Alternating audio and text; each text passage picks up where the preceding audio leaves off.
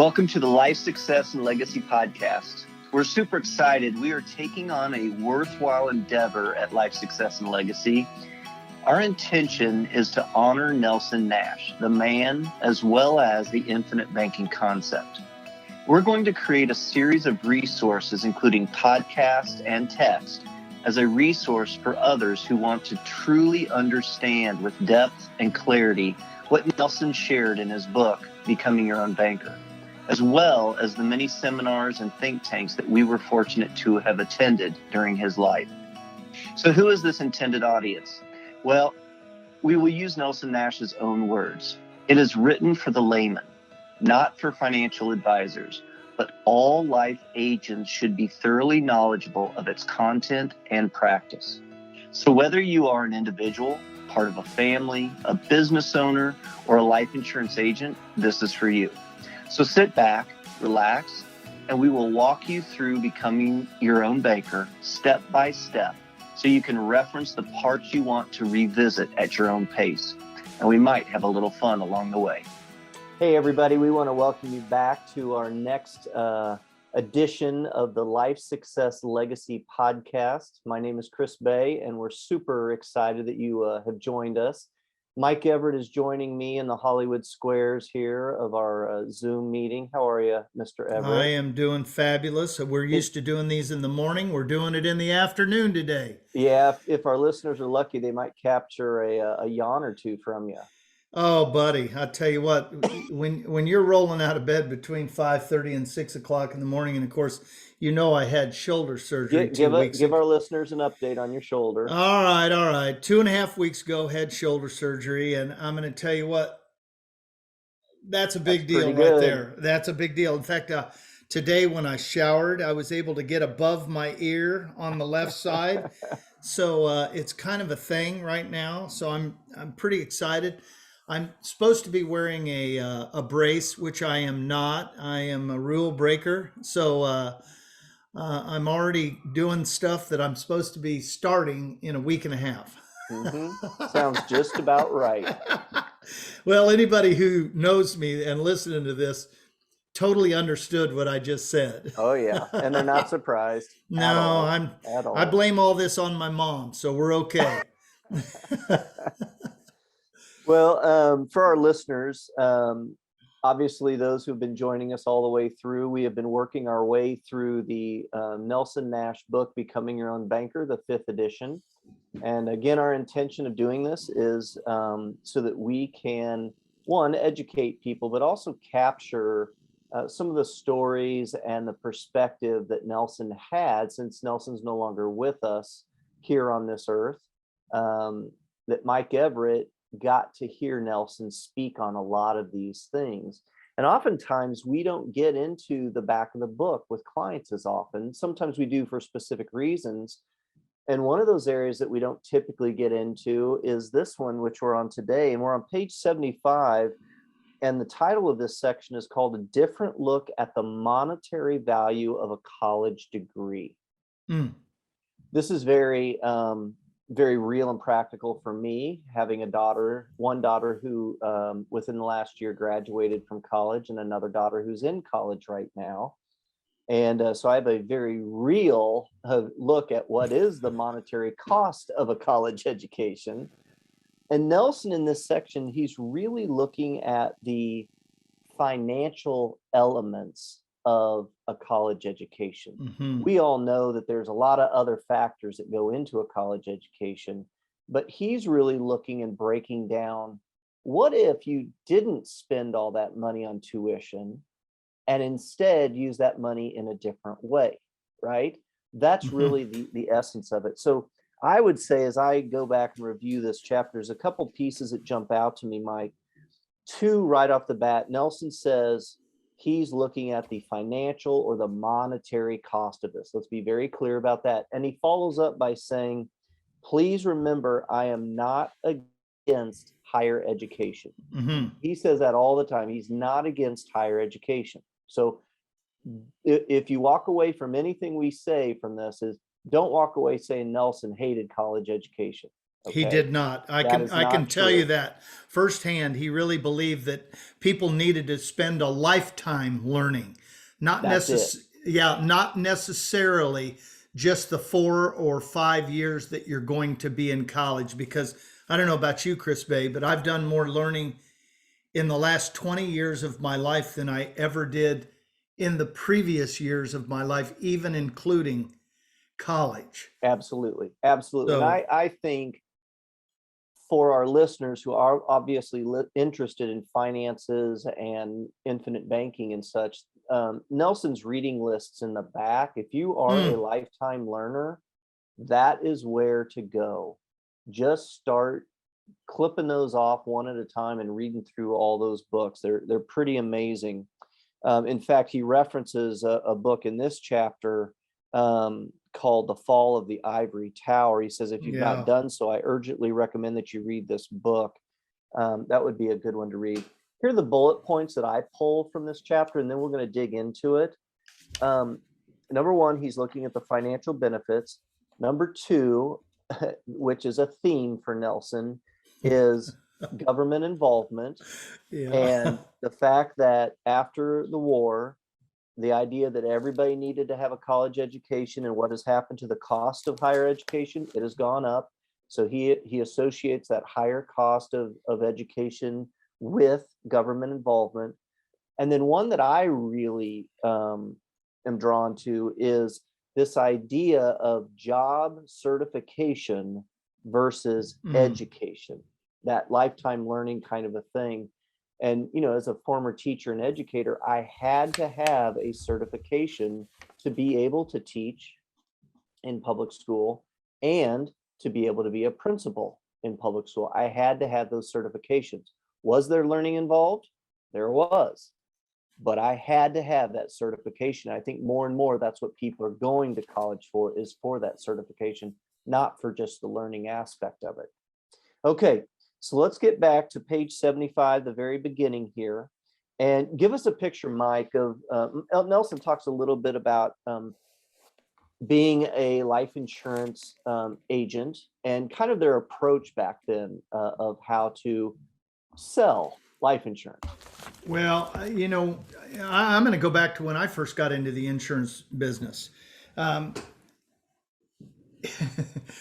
Gosh, I don't know how aggressive to get about how I got taught to sell insurance. And it didn't matter whether it was property casualty insurance or even life insurance. It was all about needs selling.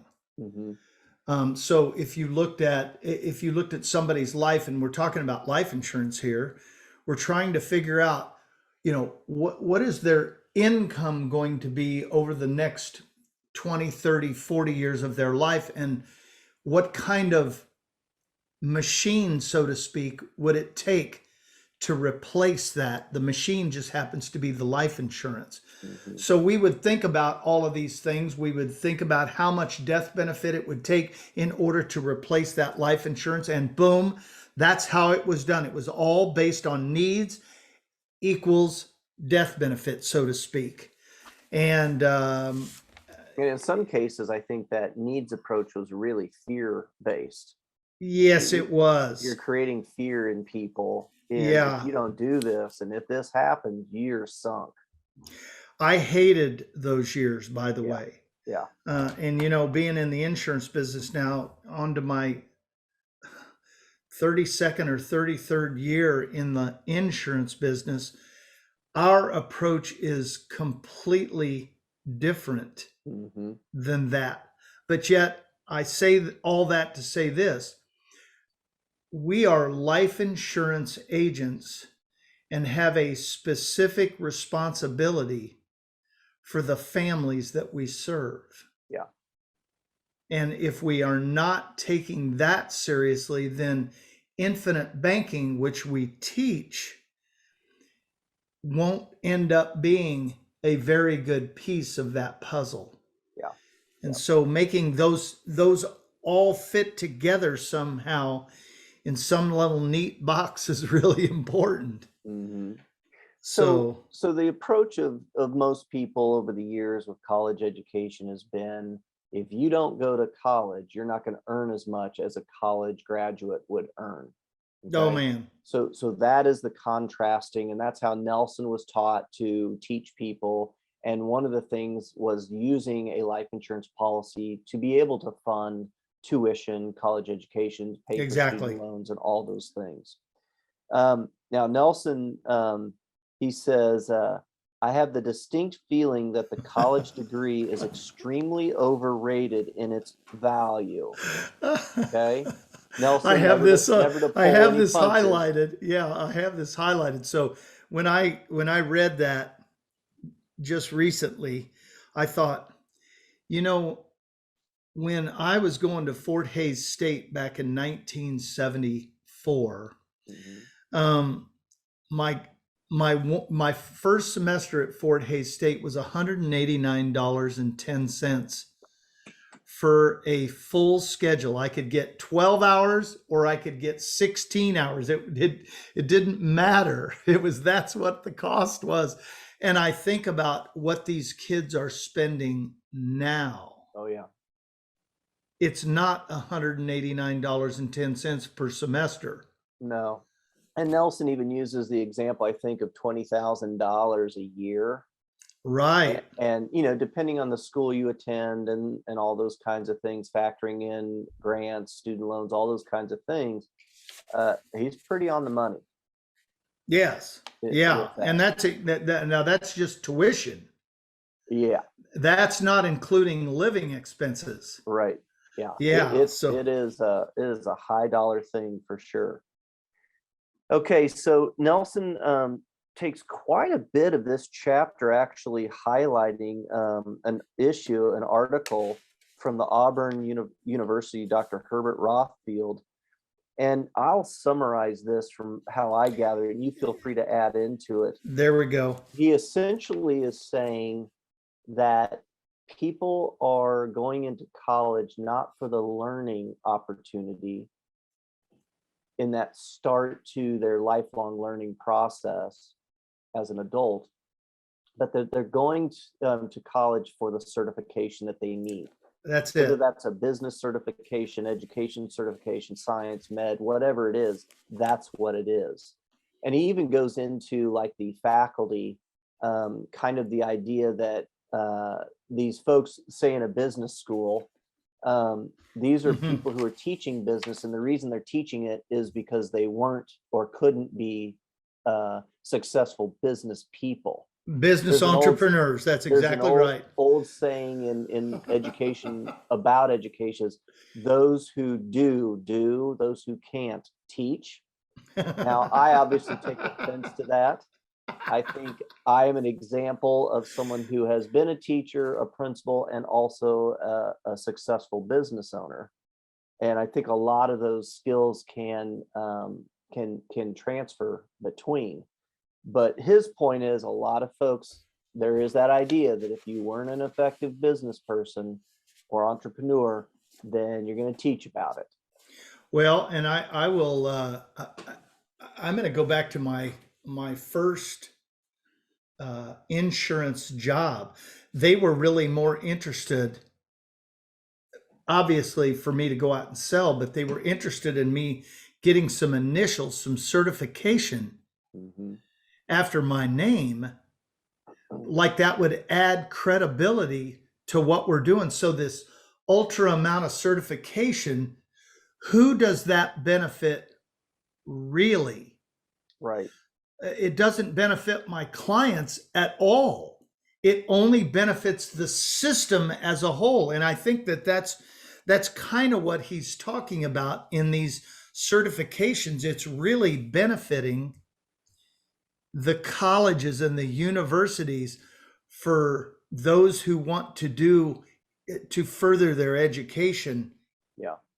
And, and not that that's bad, because at one point in time, you're going to have to get out into the real world if you don't become a teacher or a administrator and figure out, oh my goodness, is all of these certifications going to benefit me financially so I can make a living? Yeah. Yeah.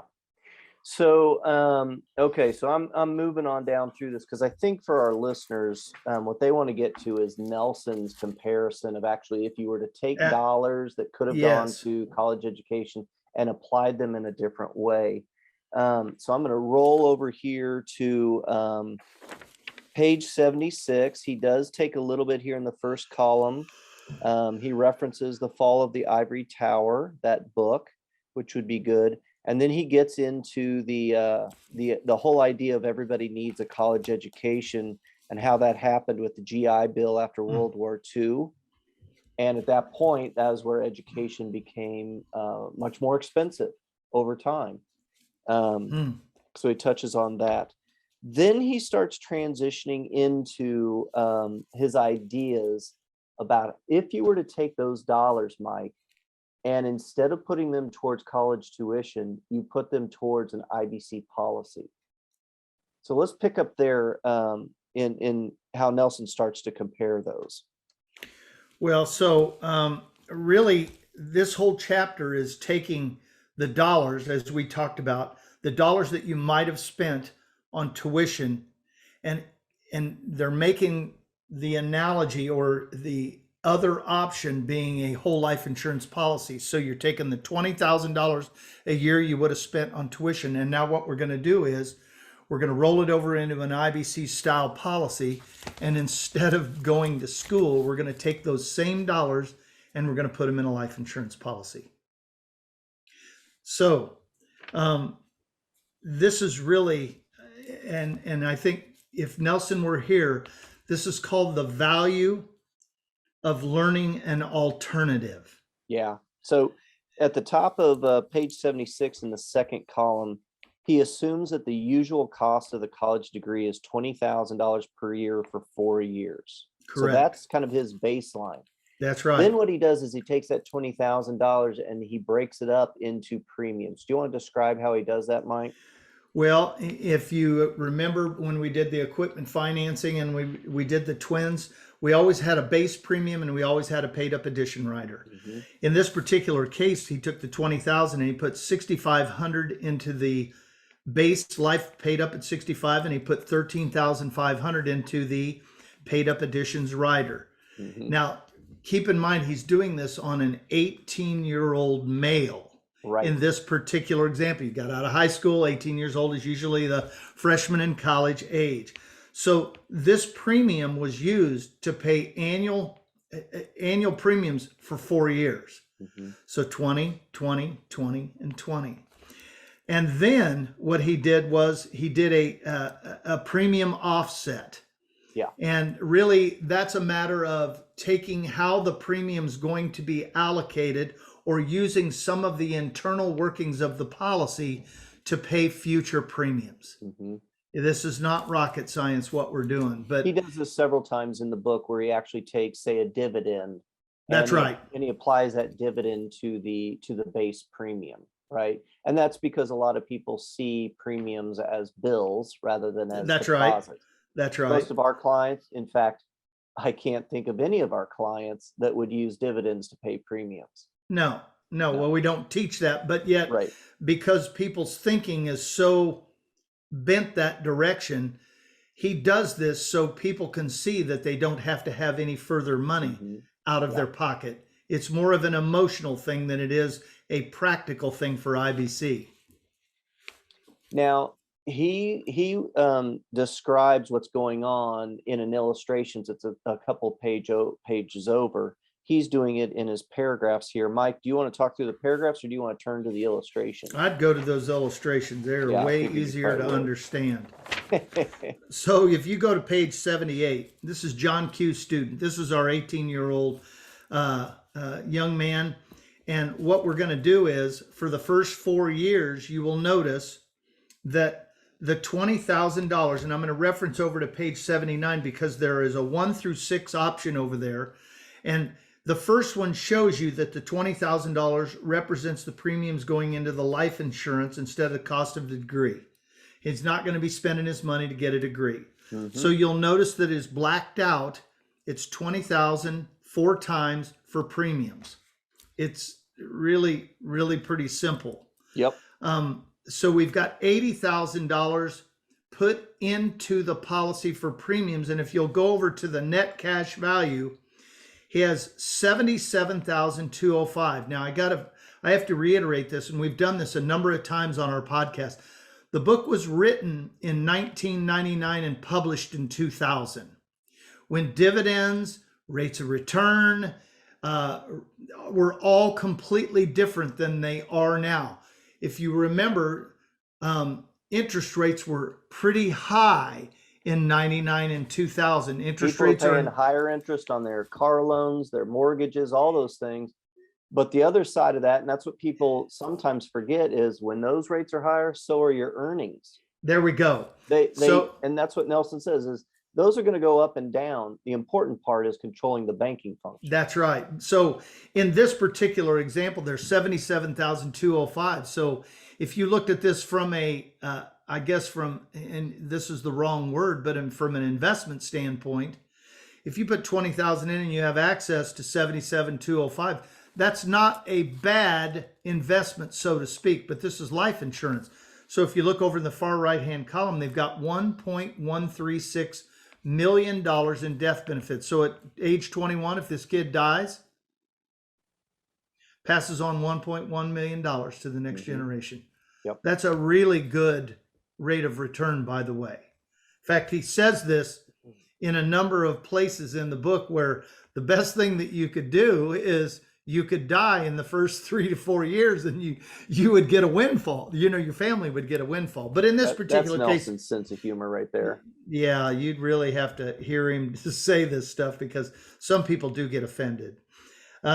So if you look at this then, in year 5, and we're just going to go down there, you see that the net premium is $14,950. Mm-hmm. But the way they come to that, he really took out dollars to go buy a car for $21,450.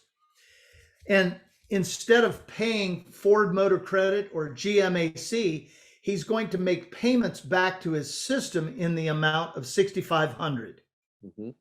But yet there's also some additional costs in there of using the dividend to offset some of the costs. So it's a negative $14,950 because of all of the mathematics that are going into that equation that we just explained. Yeah. Yep. But the real money that he's putting back towards this thing is $6,500 for the cost of using the car that he's just gone out and purchased. So did he go out and pay cash for the car? He did. Yes. So he's got to be responsible for the use of that car. It'd be almost like leasing it or almost using it himself. He's just replenishing the money for the use of that car. So the real cost that he has is $6,500. Well, let's see here. I've got to do this just for fun. We're going to go back over to page 76 in the first real paragraph. And what was the cost of the base life paid up at 65? $6,500. $6,500. So all he did was he utilized that payment to the policy that he owns to use that car, but it just happened to be the cost of the life insurance. Seems a little simple. Yeah. But then, that's a perfect example of how to utilize an IBC policy to finance your purchases. And right? by the way, that number 3, it says right there, $6,500 represents a premium payment instead of a car payment to a bank. I'm going to tell you, Nelson keeps things simple. Mm-hmm. Well, he jumps ahead quite a bit up to age 70 now. Right. So all I'm going to do is I'm going to make people understand every 4 years we're utilizing the policy to make a purchase of a vehicle. Mm-hmm. But the payment that he makes back to his system or his policy is only $6,500. Doing the same thing that the twins did. It's identical. Yeah. The numbers have just gotten a little bigger. That's all it is. So we're going to run down to age 70. And you'll notice that the cumulative net premium that he has put in here is $102,000. 102,100. Mm-hmm. So you'll notice in this thing that as he's doing this, the death benefit, it goes down, then it goes back up. It goes down, it goes back up, because they're utilizing some of the death benefit portion along with the dividends to actually offset these costs. It's really kind of ingenious. By the way, Nelson does about 7 to 8 calculations on every single line in order for us to see these numbers. So for the engineers and the CPAs and the accountants that are looking at this, have at it.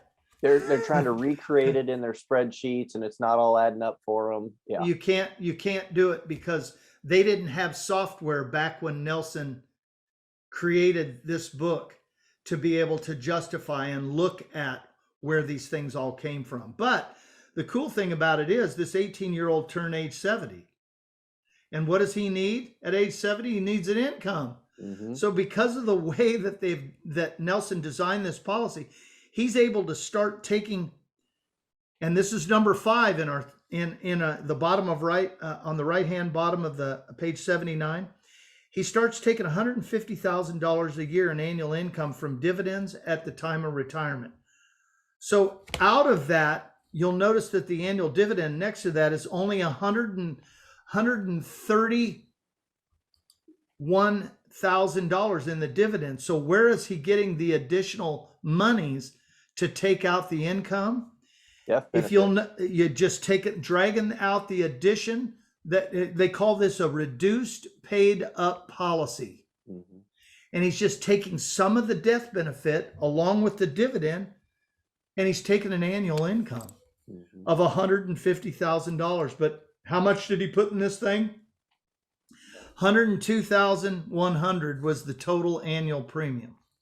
I think there's a couple points right there at that point 5 at age 70 that Nelson talks about. One, he's showing him taking passive income. Number one, he uses the term passive income because he's taking the word retirement out of his vocabulary. Right. And number 2, he's doing it at age 70. He's saying that those earlier retirement ages, say 65, he's like, it will not work. No. Nope. Okay. And so he encourages people to work longer and then to start taking not retirement, but passive income. Okay. So I mean, he does that. He just says it just like that. It's just pretty cool. How old are you, Mike? 66 and still working. And you know, and Nelson said this, why in the world would you take a 65-year-old guy? And you and I've talked about this dozens and dozens of times. Yeah. That they've got all of this experience, they've got all of this wisdom in the work that they do. And why would you drag this guy out of the workforce when you've got 28 to 35 to 40-year-old guys that need the information that's going on in this guy's head and heart? And no, it doesn't mean they can't slow down or, you know, those kinds of things. Exactly. Or narrow their focus of what their work looks like, where it's really enjoyable. But they should be in that phase where they are sages and they're passing on that information to those who are in that kind of king phase. So those younger people who are kings of their environment, whether they're a dad raising a family, they're a business owner, they're in a leadership position at work. They're in those king positions, but they need sages to speak into them at that point. I understand that right now. Yeah. Well, so he literally starts taking out $150,000 a year in income, passive income. We'll say that again. And you'll notice at number 6 that he's taken out $2.297,000, 2.2, almost $2.3 million in income. And so at that particular point in time, he literally has met the total amount of dollars that he's put into this thing. So the best way, and you know, he explains that let's just pretend that the insured dies. This was our 18-year-old guy that used this policy throughout his lifetime. and he still is going to pass on $3.8 million to the next generation. Mm-hmm. It's almost unbelievable that something like this could work. Now, keep in mind, the whole chapter was based on a college degree versus the monetary value of a dividend-paying whole life insurance policy. That's right. Is there any way possible that a person could think that getting their certification, getting their college degree, monetarily, I'm just saying only, Yeah. could make the kind of money and make the kind of potential retirement and be able to pass on a legacy of this kind of magnitude with that kind of thing? I will let you speak to that because of where you came from. Well, just, I did undergraduate, I did a master's. I didn't go into education to make a bunch of money, but Right. and so that wasn't my motivation. But we struggled financially, and this was before I knew about IBC, and we were doing the whole Dave Ramsey approach and paying cash, saving up and paying cash for things. And once we implemented IBC, things started to change for us, turning the wind current and all. Mm-hmm. And then, to be honest, in teaching this concept to people, that has changed our income stream as well.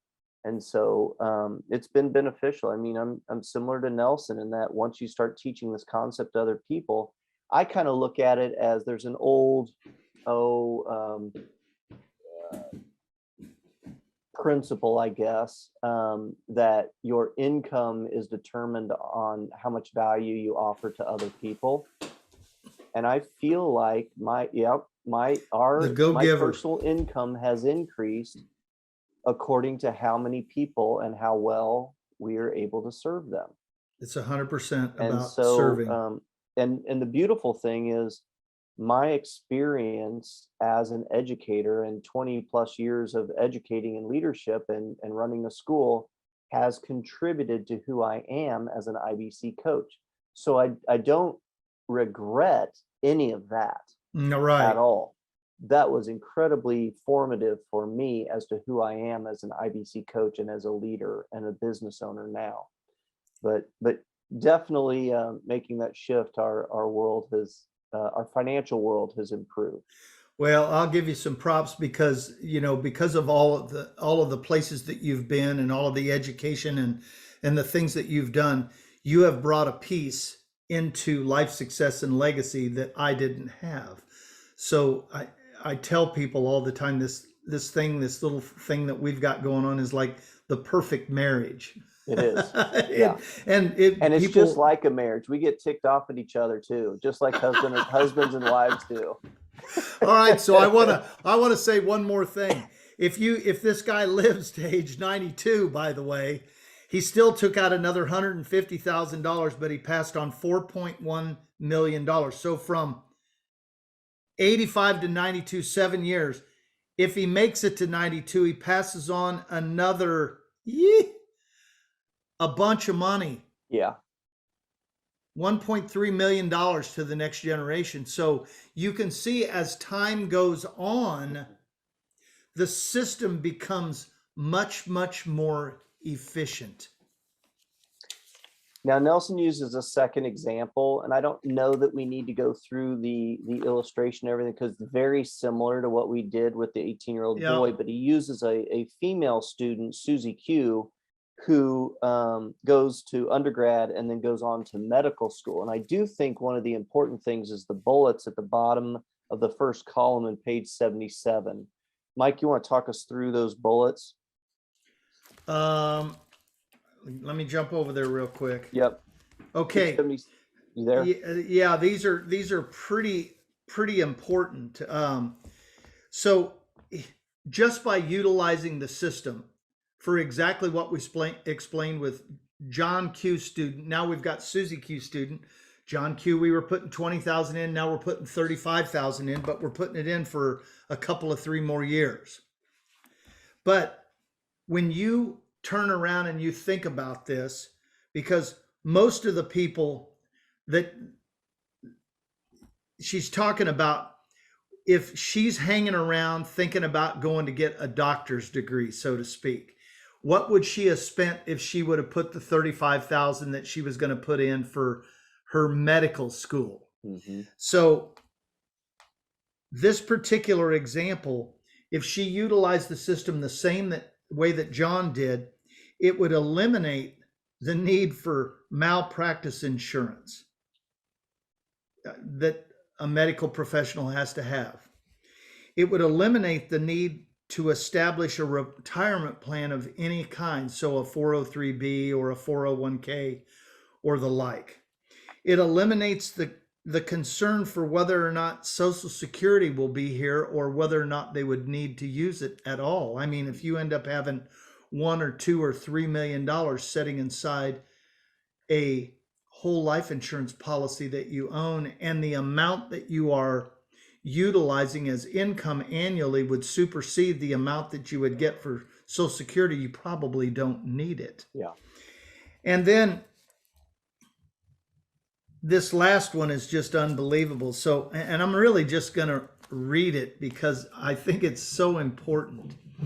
If she determined to be around the medical community, all she has to do at the end of the 8th year is call the life insurance company and borrow enough money. She has access to $339,000, by the way. Yeah. And buy 8 luxury cars. Take them down to the medical school and lease them to the professors, because all of them drive those sorts of cars. That's Nelson's humor right there. Oh, I'm telling you. And most of them are leased from some source. So most of these people have been taught by their CPAs, their accountants, to lease these cars because they're going to get this deduction.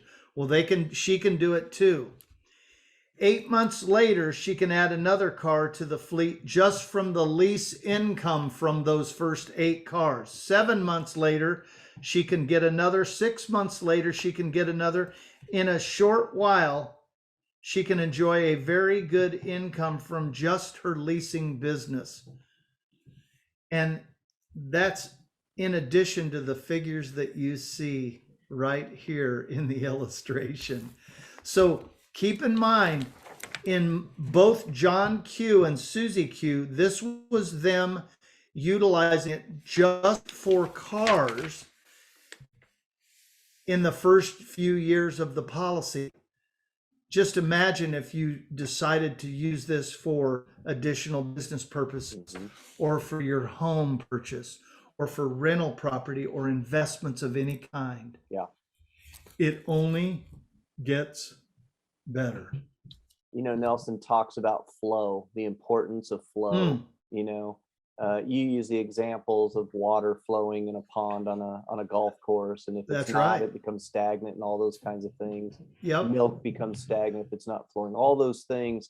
This last bullet that you just read is another reminder of how important that is, that money must flow, which is what? Banking. It's all banking. And what this gal does is she actually applies the concept that banks use, and that is they take in deposits, they loan it out, they receive those payments plus interest, they loan it out again, and it just becomes this income snowball that is getting bigger and bigger and faster all along the way. There's a lot of possibilities there. If any of the listeners are interested in how our IBC policies can be used to create these income snowballs, we love having that conversation with people. Yeah, it's really cool. All right, Mike Everett, I think that about covers it on that chapter. I'm holding up my pieces of paper. Look at this, how my book is falling apart. Oh my. I got to go get this thing bound. Or else just start reading a new one. Yeah, I got another one sitting over here. I'm gonna have to start. I know. Like Look at this beat up thing. I'm telling you, it's okay. Well, for our listeners, thank you for joining us on this one. Mike, is there anything you want to say in wrapping up this chapter on the? No. And like we said in the early stages, these are just chapters that we really don't spend a lot of time on. And now that you kind of go back and you go through these things, I'm going, why don't we spend more time on these chapters? Yeah. The numbers are amazing. And then, showing people how to utilize it in different scenarios is really what IBC is all about. The last chapter of this section, which is the last section, I can't believe I'm saying that, I know, is called "What If I Am Uninsurable?" And we will be picking that up with our next podcast. To our listeners, thank you for joining us again. We hope that this work that we've been doing, I don't even know how long we've been doing this, but we hope that it's been beneficial to our listeners. We have lots of other additional resources, books, and other things, learning opportunities through our webinars and our podcasts. We have a podcast coming up. We're doing this today on the 3rd of February, and we have a new boot camp, a virtual boot camp on the 12th, which I don't know if this will be released by then, but we really recommend people hit the webinar first. Yep. That is kind of a prerequisite to before they hit the boot camp with us. So check us out at lifesuccesslegacy.com. Thank you for listening in, and join us again on our next podcast.